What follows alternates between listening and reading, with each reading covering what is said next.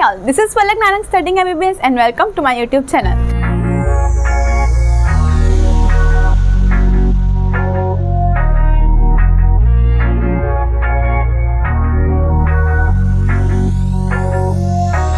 तो आज हम लोग पढ़ने वाले ह्यूमन जेनेटिक डिसऑर्डर।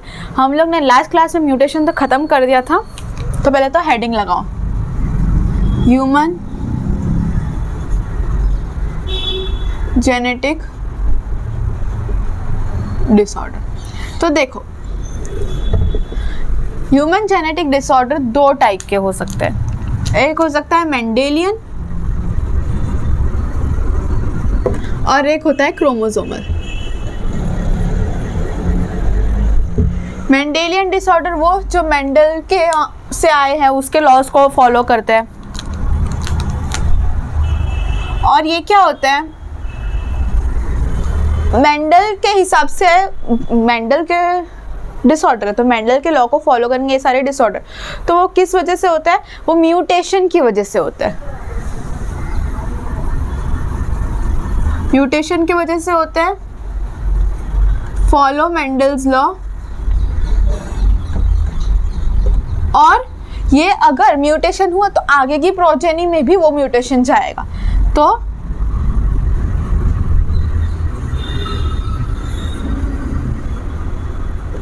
फॉलो नहीं, transfer from generation to generation से लिख देना।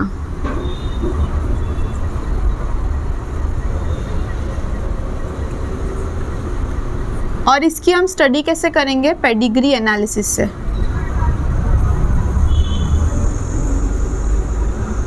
जिसको सुन के बच्चे डर जाते हैं, बट डोंट वरी, पेडिग्री पे अलग से पूरी वीडियो बनाऊंगी, एकदम इतनी अच्छे से बताऊंगी ना पेडिग्री, डिटेल में बेस से लेकर के एडवांस तक सब कुछ पढ़ाऊंगी। और उसके बाद पेडिग्री पढ़ने की ज़रूरत नहीं पड़ेगी, पर ठीक है, पहले अभी इस पर फोकस करते हैं। ओके, क्रोमोसोमल डिसऑर्डर क्या होते हैं, वो नॉन डिसजंक्शन ऑफ क्रोमोसोम की वजह से होते हैं।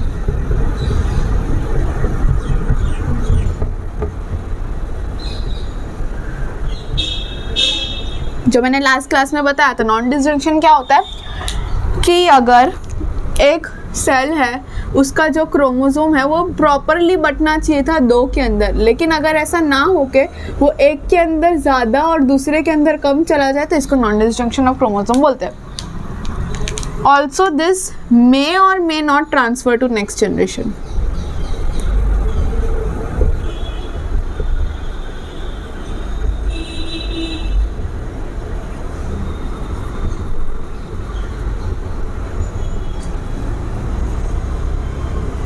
अब इसका क्लासिफिकेशन पढ़ते हैं, बहुत इंपॉर्टेंट है, थियरी एग्जाम के लिए तो और भी इंपॉर्टेंट है।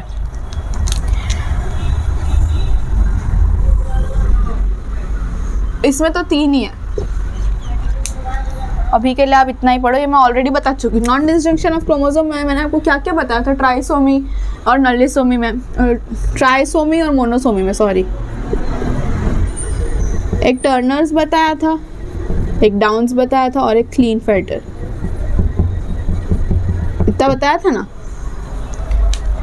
इसमें एक ऑटोसोमल होगा और एक सेक्सुअल होगा। ऑटोसोमल में भी एक रेसेसिव और एक डोमिनेंट। पहले सेक्सुअल करके ख़त्म करते हैं।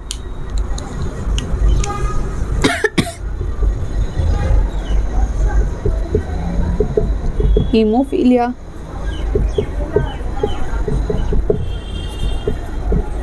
कलर ब्लाइंडनेस,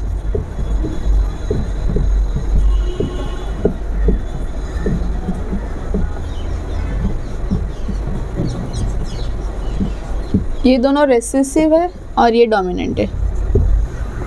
रेसेसिव कैसे लिख सकती हूँ मैं दूसरा भी, ये डोमिनेंट है। ऑटोसोमल रेसेसिव में sickle cell anaemia, thalassaemia,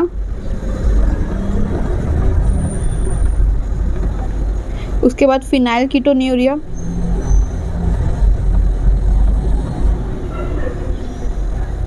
एल्केप्टोन्यूरिया, albinism cystic fibrosis,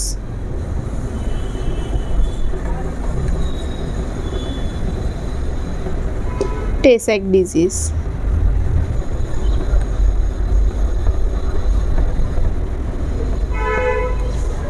dominant में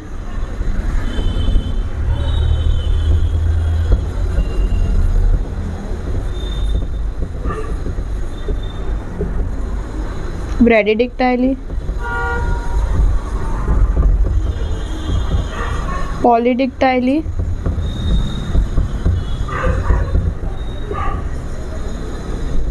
हंटिंगटन्स डिजीज। अब ये सब क्या क्या हो गया, देखो ध्यान से सुनना मेरी बात। क्रोमोसोमल तो मैं ऑलरेडी बता चुकी हूँ, टर्नर्स, डाउन्स और क्लीनफेल्टर्स। इन जनरल वैसे भी हम ये सारी डिजीज डिटेल में करेंगे, पर अभी सबके नाम मैं आपको बता देती हूँ क्या क्या है। सिकल सेल एनीमिया, थैलेसेमिया, ये दोनों साथ में ही करते हैं। हमने ये म्यूटेशन में भी पढ़ा था। सिकल सेल एनीमिया क्या होता है, ग्लूटामिक एसिड का गुड बाय, वैलिन का वेलकम। थैलेसेमिया ये भी म्यूटेशन में हमने पढ़ा था, इसको डिटेल्स में अभी मैं बाद में आपको बताऊंगी। फिनाइल कीटोन्यूरिया, एल कैप्टोन्यूरिया, एल्बिनिज्म, ये तीनों आप साथ में करोगे। अच्छा, ये बहुत इंपॉर्टेंट है ये वाली चीज़। क्यों? जो थियरी एग्जाम होगी उसमें तो डायरेक्ट आप क्लासिफिकेशन लिखना होगा, जो वो वाली एग्जाम होगी ना MCQs वाली, उसमें आपको अगर ये नहीं पता होगा कि sickle cell anaemia autosomal recessive disorder है, तो ना आप पेडिग्री के क्वेश्चन कर सकते हो, ना आप कोई क्रॉस के क्वेश्चन कर सकते हो, क्योंकि फिर आपको पता ही नहीं चलेगा। वो थोड़ी मेंशन करेंगे यहाँ पे कि ये रेसेसिव डिसऑर्डर है, ऑटोसोमल रिसेसिव है, या सेक्स लिंक्ड रिसेसिव है, सेक्स लिंक्ड डोमिनेंट है, वो ये सब नहीं बताने वाले। वो डायरेक्टली डिजीज का नाम लिखेंगे। आपको पता करना है कि वो कौन सी वाली डिजीज के अंडर आती है, और फिर उसके बाद उस हमको सॉल्व करना है। समझ पा रहे हो तुम लोग? या फिर पेडिग्री में कैसा क्वेश्चन दे देंगे, वो पेडिग्री बता देंगे आपको, चलो ठीक है, आइडेंटिफाई करना आ गया कि वो ऑटोसोमल रेसेसिव है, पर वो ऑटोसोमल रेसेसिव नीचे नहीं लिखा होगा, वो ऑटोसोमल रेसेसिव के कोई डिजीज का नाम लिखा होगा, तो आपको वो डिजीज को टिक करना है। तो समझ पा रहे हो मेरी बात? पेडिग्री बना देंगे, पूछेंगे बताओ इसमें कौन सी डिसऑर्डर दिख रही है आपको दिख रही है ऑटोसोमल रेसेसिव, और आपको पता ही नहीं autosomal recessive sickle cell anaemia, तो आप क्या मार्क करोगे? वहाँ ऑप्शन में तो सिकल सेल ही लिखा होगा ना, वो ऑटोसोमल रेसेसिव ऑटोसोमल डोमिनेंट नहीं लिखा होगा। ऐसे क्वेश्चंस बनते हैं, तो ये जानना बहुत जरूरी है। तो रेसेसिव में क्या आती है? सिकल सेल एनीमिया, थैलेसेमिया, ये दोनों साथ में करोगे। फिर फिनाइल कीटोन्यूरिया, एल कैप्टोन्यूरिया, एल्बिनिज्म, ये तीनों साथ में करोगे। क्यों साथ में? क्योंकि फिनाइल कीटोन्यूरिया मैं आपको इसी चैप्टर में ऑलरेडी बता चुकी हूँ, फिनाइल एनालिन हाइड्रोक्सिलेज का डेफिशिएंसी, मैं वापस अभी बताऊंगी, टेंशन मत लो। तो उसके साथ साथ एल कैप्टोन्यूरिया भी आता है, क्योंकि वो सेम ही रिएक्शन में दो अलग अलग एंजाइम की डेफिशिएंसी की वजह से होता है, तो ये दो तो साथ में याद रह जाते हैं। तीसरा एल्बिनिज्म। अब एल कैप्टोन्यूरिया में आपको एक चीज याद रहेगी कि वो ब्लैक यूरिन हो जाता है, तो एल्बिनिज्म में लाइट कलर हो जाते हैं, तो इसलिए ये तीन साथ में याद रखना। फिर सिस्टिक फाइब्रोसिस और टे-सेक डिजीज, ये दोनों साथ में याद रखना, बट नहीं याद रहे तो भी ठीक है, क्योंकि ये उतना इंपॉर्टेंट नहीं है जितना ये सब इंपॉर्टेंट है। फिर ब्रेडिडिक्टाइली, पॉलीडिक्टाइली और हंटिंगटन्स डिजीज। तो ब्रेडिडिक्टाइली क्या होता है? ब्रेडी का मतलब इन जनरल क्या होता है? छोटा, तो इसमें स्मॉलर फिंगर्स। आपको आगे पता चलेगा ब्रेडी का मतलब ही इन जनरल छोटा होता है। अगर हार्ट रेट कम हो तो ब्रेडी कार्डिया बोलते हैं, तो इसीलिए ब्रेडिडिक्टाइली यानी स्मॉल फिंगर्स, पॉली यानी नॉर्मल से ज्यादा फिंगर्स, समझे? हंटिंगटन्स डिजीज में क्या होता है? उसमें मसल का डिजेनरेशन होता है। Next sexual important, haemophilia, colour blindness, very important, recessive में याद रहना है। और Duchenne muscular dystrophy is for dominant. हाँ, डोमिनेंट। ये सब अभी हम एक एक करके डिटेल में पढ़ेंगे, ये नहीं पढ़ेंगे क्योंकि इसमें इतना ही जानना था, और बस ये भी यहीं पे कर ले। सिस्टिक फाइब्रोसिस और टे-सेक डिजीज में सिर्फ एक एक पॉइंट बोलूँगी, वो याद रखना है। सिस्टिक फाइब्रोसिस में क्या होता है? सेल के अंदर सोडियम और क्लोरीन की लेवल बढ़ जाती है। सेल के अंदर सोडियम और क्लोराइड बढ़ गया, तो जब वो इंसान को स्वेट आता है ना, तो उसकी स्वेट सॉल्टियर होती है। मुझे कैसे पता? मैंने टेस्ट करके देखा नहीं, याद रखो, सिर्फ पता है। सॉल्टियर स्वेट होती होंगी क्योंकि उनके अंदर सोडियम और क्लोराइड की जो कंसंट्रेशन है वो ज़्यादा रहती है, समझे इतना? टे-सेक डिजीज, उसमें क्या होता है? मेंटल रिटार्डेशन, बस।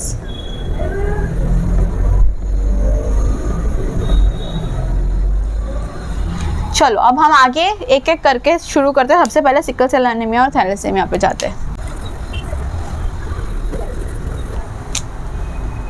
Sickle cell anaemia, okay. Sickle cell anaemia is a qualitative disorder.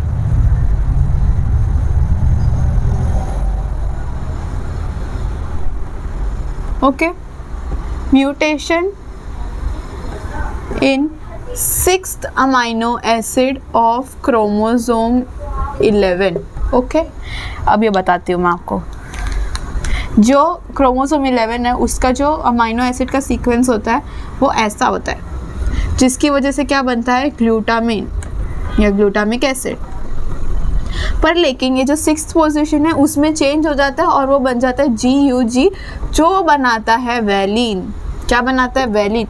और जिसके इंसान के अंदर ये वैलिन बन रहा है उस इंसान को क्या है, सिकल सेल एनीमिया। क्यों? क्योंकि उनके जो RBC है वो सिकल शेप हो जाते हैं।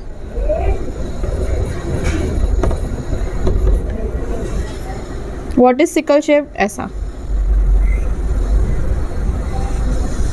समझे? ग्लूटामिक एसिड जो है उसका क्या करेंगे, उसको गो अवे, और वैलिन का वेलकम। ऐसे याद रखना, ये मेरी टीचर ने मुझे सिखाया है, पहले नहीं, अभी MBBS में आने के बाद, क्योंकि ये बहुत इंपॉर्टेंट टॉपिक है। सिकल सेल एनीमिया जिंदगी भर परेशान करेगा, तो आपको आना ज़रूरी है। तो कहाँ थे हम? हाँ, ग्लूटामिक एसिड है वो चला जाएगा, वैलिन का हम वेलकम करेंगे, जिसकी वजह से जो RBC की शेप है वो सिकल शेप हो जाएगी। और जिन लोगों की सिकल RBC है उनको वो होता है सिकल सेल एनीमिया। अब आपके और मेरे अंदर क्या है, नॉर्मल हीमोग्लोबिन है, दोनों जो चेन है वो नॉर्मल हीमोग्लोबिन की है, तो ये मैं और आप, हम नॉर्मल है।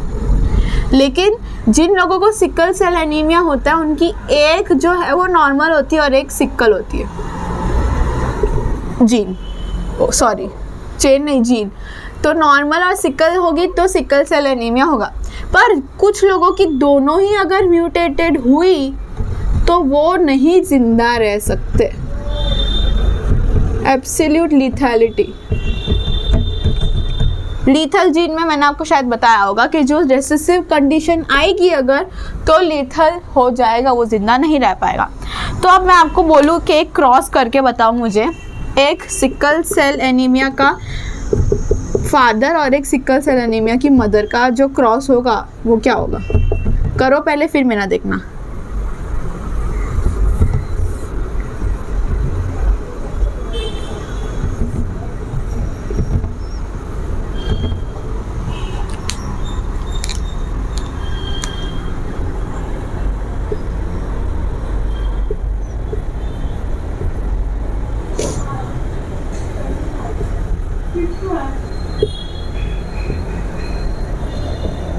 बना? तो देखो, इसमें से एक जो आएगा प्रोजेनी वो नॉर्मल आएगा, दो प्रोजेनी जो होगी उसको सिकल सेल एनीमिया होगा, और एक जो होगा वो मर चुका होगा, तो वो लीथल। समझे?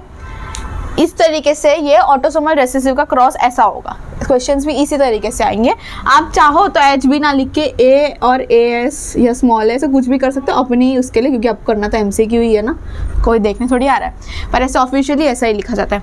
अब देखो, जिन जिन लोगों को सिकल सेल एनीमिया होता है, पहले तो उनकी जो RBC वो सिकल शेप हुई कैसे? तो हीमोग्लोबिन के पास ऑक्सीजन की टेंशन हो जाती है, इस वजह से हीमोग्लोबिन का होता है पॉलीमराइजेशन। मैं जितना बोल रही हूँ उससे ज़्यादा एक शब्द पता करने की ज़रूरत नहीं है, चलेगा। हीमोग्लोबिन का पॉलीमराइजेशन होता है because of high oxygen tension, इस वजह से जो सिकल शेप हो जाती है RBC की। That's it. याद क्या रखना है आपको? याद ये रखना है कि जो सिकल शेप हो जाती है उसकी वजह से जिस इंसान को सिकल सेल एनीमिया है वो लोग मलेरिया रेजिस्टेंट होते हैं। क्यों ऐसा? क्योंकि मलेरिया को नॉर्मल RBC चाहिए रहने के लिए। मलेरिया को मतलब मलेरिया के प्लाज्मोडियम को नॉर्मल RBC चाहिए रहने के लिए ब्लड के अंदर। अब वो अगर ब्लड में जाएगा, उसको नॉर्मल RBC ही नहीं दिख रही है, उसको सिकल सेल दिख रही है, तो वो कैसे रह सकेगा? वो नहीं रह सकेगा। तो अब कुछ ऐसी कंट्रीज जैसे फॉर एन एग्जाम्पल अफ्रीका, वो बहुत ज़्यादा वहाँ पे मलेरिया एंडेमिसिटी है, मतलब बहुत ज़्यादा मलेरिया होता है उधर। तो उन लोगों के वहाँ पे जिन लोगों को सिकल सेल एनीमिया है वो लोग उल्टा ज़्यादा जिंदा रह पाते हैं एज कम्पेयर टू जिन लोगों को बहुत ज़्यादा मलेरिया हो रहा है। तो इसलिए ये जो सिकल सेल एनीमिया उनके लिए एक प्रॉफिट या बेनिफिट जैसा हो गया उन लोगों के लिए। बट इन जनरल यहाँ पर ऐसा कुछ नहीं है, यहाँ पे मलेरिया इतना ज़्यादा भी नहीं है। हालांकि मलेरिया इधर भी ज़्यादा है, पर इतना नहीं है कि किसी इंसान को सिकल सेल एनीमिया की होने की ज़रूरत पड़े। तो बस इन जनरल मुझे यही बताना था सिकल सेल एनीमिया के बारे में। आप इसको लिख लो, फिर हम थैलेसेमिया पे बढ़ते हैं। Now let's move to thalassaemia, again important. तो थैलेसेमिया, सबसे पहला तो सवाल मैं पूछूंगी कि सिकल सेल एनीमिया क्या था, क्वालिटेटिव था कि क्वांटिटेटिव था? क्वालिटेटिव था। क्यों? क्योंकि उसमें सिर्फ एक अमाइनो एसिड का वो चेंज हो रहा था, जगह म्यूटेशन हो रहा था, जो चेंज हो रहा था, ट्रांजिशन हो रहा था। दूसरा थैलेसेमिया, कितनी फॉर्मल करी, thalassaemia is a quantitative disorder. क्यों? क्योंकि इसके क्वांटिटी में फ़र्क आएगा। कैसे? सबसे पहले तो आप ये जानो, कितना तो हमें पता है कि ये ऑटोसोमल रिसेसिव डिसऑर्डर है। सबसे पहले इसको किसने डिस्कवर किया था? कूली ने, और इसीलिए इसका नाम पड़ गया है कूलीज अनीमिया। समझे इतना? नेक्स्ट, अब इसमें एक्चुअली में होता क्या है कि हमारे पास दो चेन होती है। एक, सबसे पहले तो हीमोग्लोबिन के अंदर क्या होता है? हीम और ग्लोबिन, ठीक है। और ग्लोबिन की क्या होती है? दो अल्फा चेन होती है, दो बीटा चेन होती है। थैलेसेमिया में क्या होता है? इन दोनों में से कोई एक चेन की सिंथेसिस कम हो जाएगी।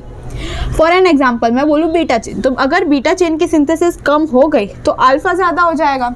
अगर अल्फा ज़्यादा हो जाएगा तो अल्फा क्या है? इनसॉल्यूबल है।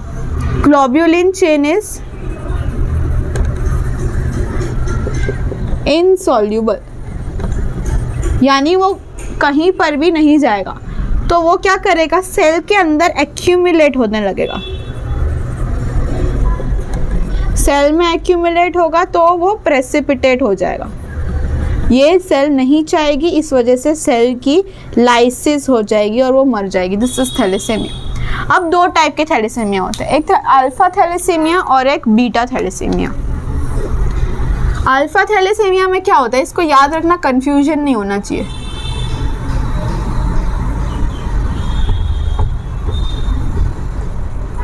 अल्फा चेन की सिंथेसिस कम हो जाती है, बढ़ती नहीं। अल्फा चेन की सिंथेसिस डिक्रीज हो जाती है, जिस वजह से बीटा चेन जो है वो ज़्यादा लगने लगती है। उसकी सिंथेसिस बढ़ती नहीं है, वो ज़्यादा लगने लगती है क्योंकि अल्फा की कम हो गई। अब अगर अल्फा की कम हो गई तो बीटा क्या करता है? वहाँ पे पॉलीमर बना देता है।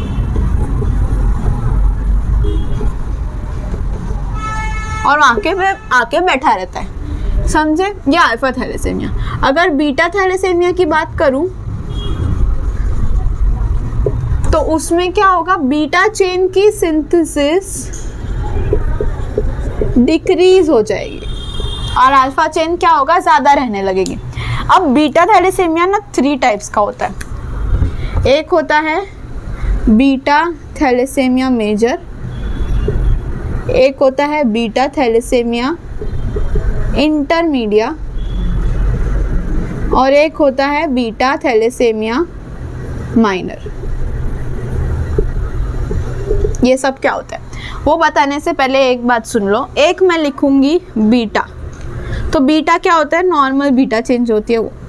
अगर मैं लिखूं बीटा नॉट, तो इसका मतलब ये वाला जो बीटा नॉट है उसकी बीटा चेन सिंथेसिस हो ही नहीं रही है। तो कंप्लीट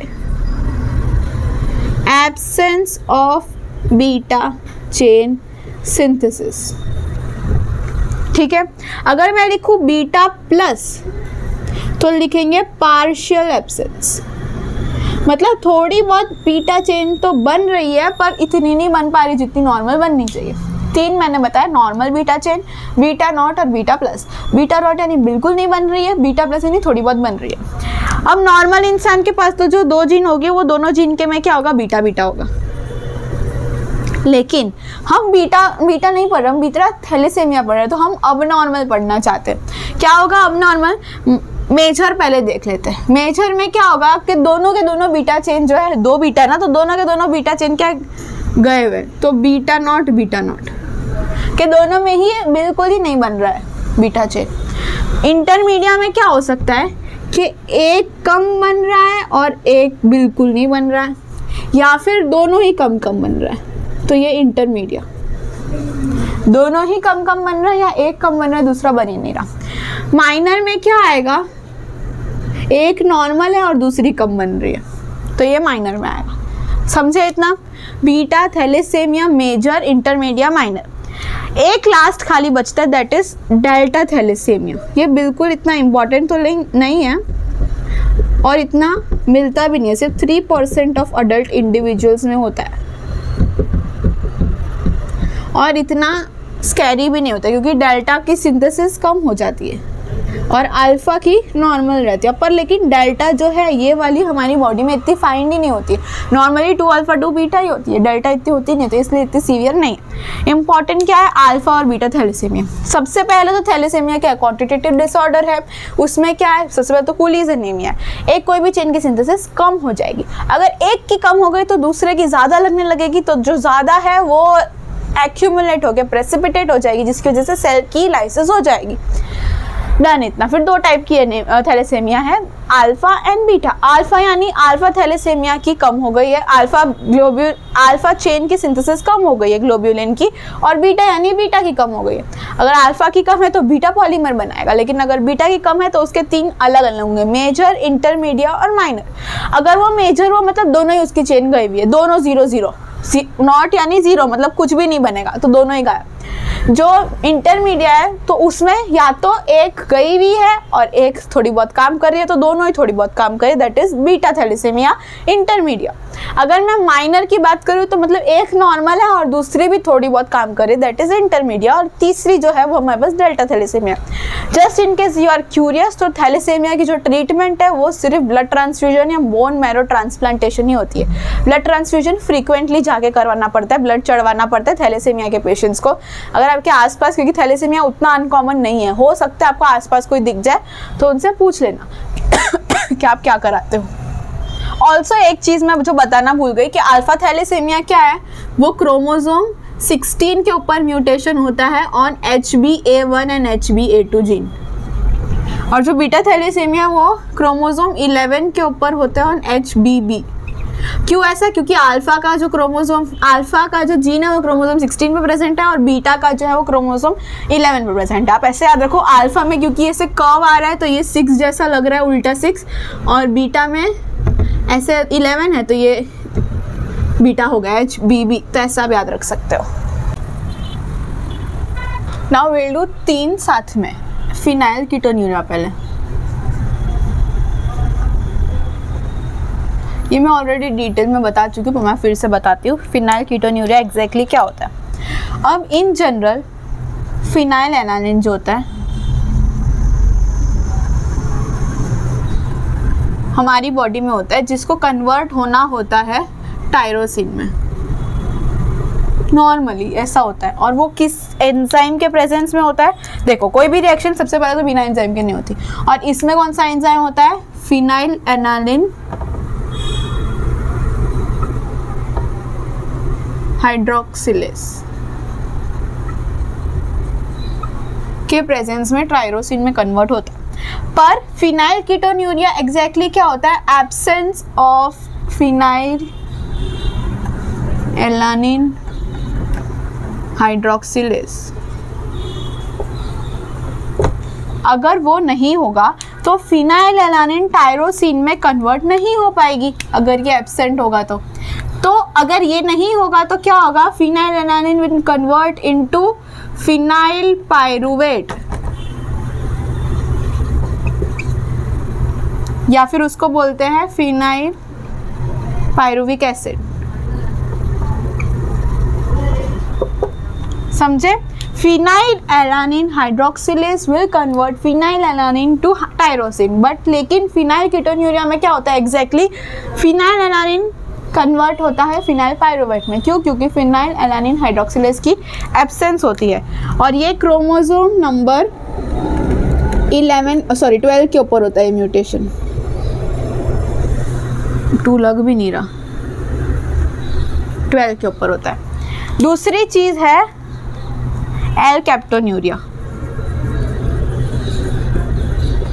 ये इसका कंटिन्यूएशन है। Phenyl alanine will convert into tyrosine, और टायरोसिन को आगे कन्वर्ट करने के लिए चाहिए HA ऑक्सीडेज।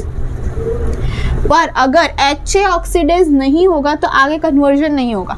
एक्चुअली में क्या होता है एलकैप्टोन्यूरिया में? यही होता है, absence of HA oxidase.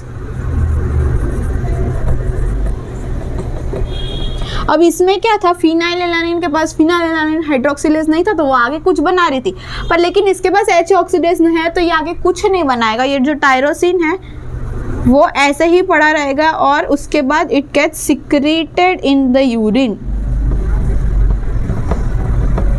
Urine से बाहर निकल जाएगा। अब जब टायरोसिन यूरिन के अंदर प्रेजेंट है तो यूरिन जब बाहर आएगा तो वो एयर के कांटेक्ट में आके यूरिन का कलर किस में टर्न हो जाएगा, ब्लैक कलर में हो जाएगा, क्योंकि उसके अंदर टायरोसिन था। So urine converts into black colour on exposure to air.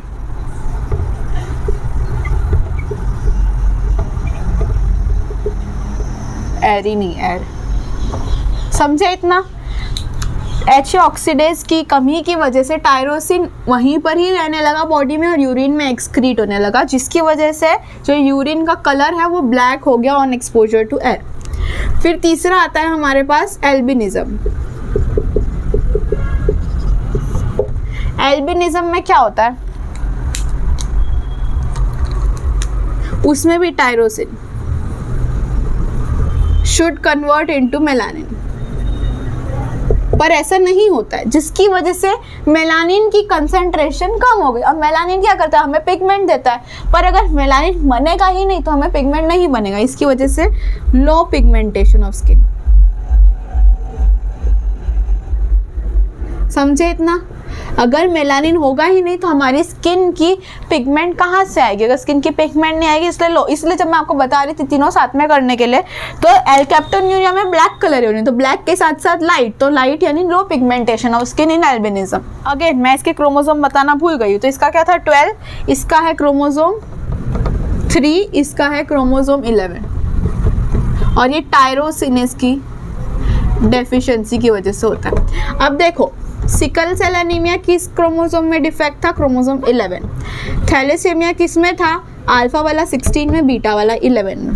Phenyl ketonuria किस में है, 12 में। एल्केप्टोन्यूरिया किस में है, 3 में। एल्बिनिज्म किस में है, 11 में। ठीक है, ये तो मैंने आपको याद करा दिया था। सिकल सेल एनीमिया और एल्बिनिज्म दोनों साथ में 11 आएगा, उसके बाद आता है 12 फिनाइल कीटोन्यूरिया, और ये अलग से 3 है एल्केप्टोन्यूरिया। यूरिन ब्लैक है, वो अलग से ही हो जाता है, पता चल जाता है कि अलग ही क्रोमोसोम आएगा। सो दैट्स इट, आज के लिए वीडियो के लिए इतना ही रखते हैं। जो सेक्स लिंक्ड है वो हम बाद में करेंगे, क्रोमोसोम भी है वो नेक्स्ट लेक्चर में करेंगे, नहीं तो ये बहुत ही लंबा होता जाएगा। So that is it for today's video. I will meet you in next one. Till then bye bye.